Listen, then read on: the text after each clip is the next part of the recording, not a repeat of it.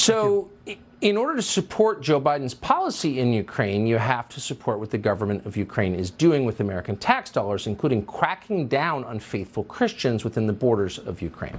Zelensky is now closing churches belonging to the Ukrainian Orthodox Church. He says the country needs spiritual independence.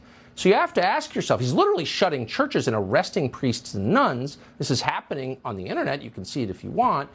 So why aren't Christian leaders in the United States saying anything about this and instead endorsing it effectively, as Russell Moore and many others have? Megan Basham is a reporter with the Daily Wire. She joins us tonight. Megan, thanks so much for coming on.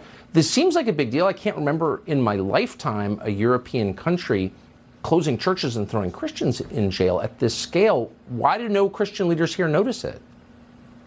Yeah, it's pretty surprising because when you look at the situation here, they are ejecting monks from an 11th century monastery.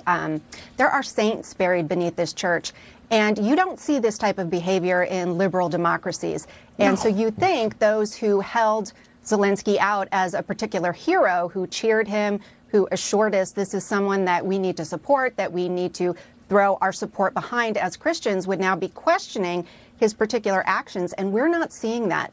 There's really been total silence as he has begun doing what can in many ways be called persecution of members of the Ukrainian Orthodox faith. So why is that silence there? I would even point to the fact that we're not even seeing a lot of coverage of it from outlets like Christianity Today, which Russell Moore is the editor-in-chief of.